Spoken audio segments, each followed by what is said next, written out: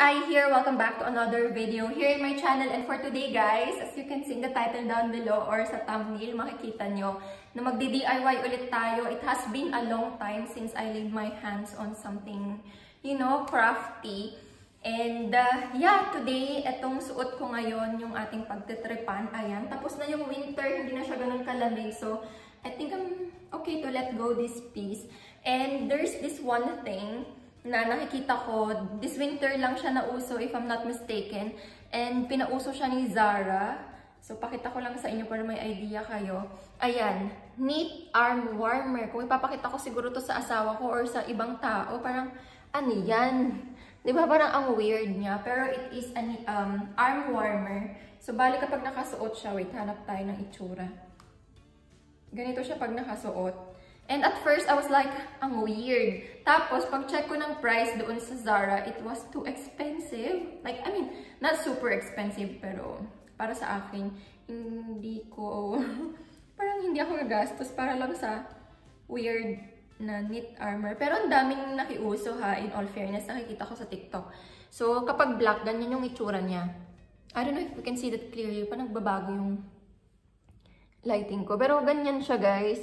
So, bala ko siyang gawin dito kasi ito lang yung sweater ko na ano, wala akong yung turtleneck or yung may hoodie na sweater. Meron ba? Mostly parang jacket peg na makakapal.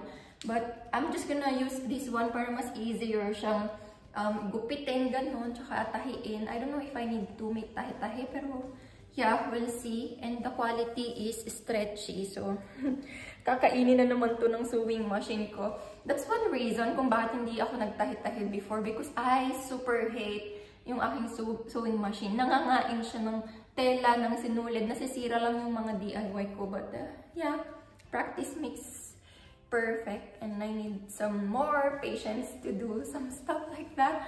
Pero yeah, I'm so excited. Dapat yung style niya is parang, alam mo yun, yung ganyan. Para maganda yung cut. I don't know kung yung ganito is mag-work siya. Or maybe I'm just gonna be using the back part. I don't know. We'll see. So, yeah, let's proceed to the DIY, guys. It's time to gupit-gupit. Okay, so ang gagawin ko is ititrace ko na lang yung area na ikakat ko. I'm gonna be using chalk.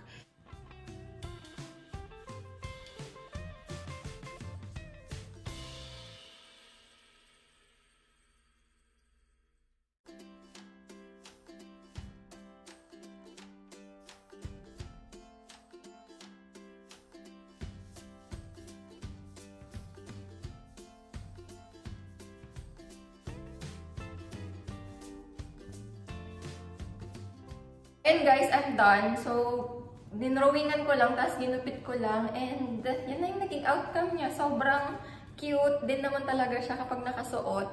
And medyo weird nga lang itong mga naka-usli na ganyan. I think I'm gonna cut it. Ganon. Papunta doon sa armpit. Ganon. Pwede naman itago. Oh, so, ganyan muna siya. But yeah, I'm gonna cut that out. And meron tayong piece na nasasayangan ako. So, ito siya. Ayan. Ayan yung piece niya. So, I think I'm just gonna make it a skirt. Tingnan natin kung i-push natin kung kaya. Charot. Magpasensya niyo na yung tiyan ko. Katatapos ko lang kumain. Ang taba. So, pabaliktad siya. So, di ba pa ganito siya kanina? So, ito naman yung gagamitin natin. And try natin remedyohan kung anong pwedeng ano niya.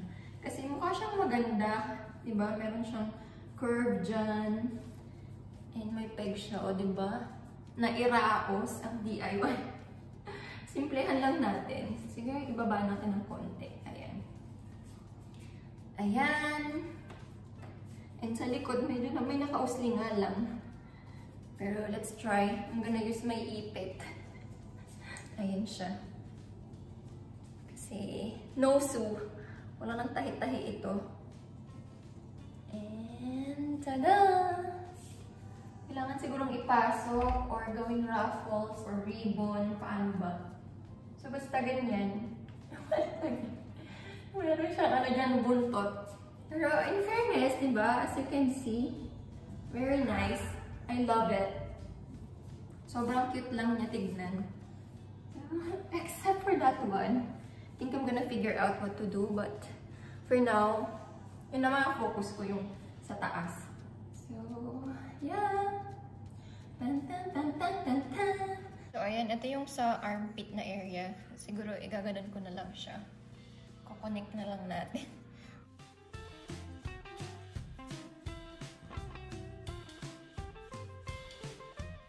Diba? Ang pangit tignan. So, ganyan. I don't know. Let's just tag it. Tag it inside. And guys, I'm done. Kinat ko na rin yung excess dito. And, yeah, etong skirt, hindi ko talaga siya nagawa ng paraan kasi nagiging ano na siya ba? Yung nawawala na yung pagka-stretch na, nade-deform na siya. So, I decided to just, you know, fold it in. Ganyan siya. But so far, I really like it. Ang ganda ng ano niya. Maganda sana siya kung ibang klase ng tela or material siguro. Or, you know, kapag natahi siya, nalagyan ng garter. But so far, ang cute lang niya tignan. And bagay sa, sa top warmer. Sa arm warmer. Buti na lang naka-tube top ako. And bumagay din siya. So, yun na guys. That is all for today's video. DIY video. Thank you so much for watching. And see you again next time. Bye guys. Love you so much. Mwah!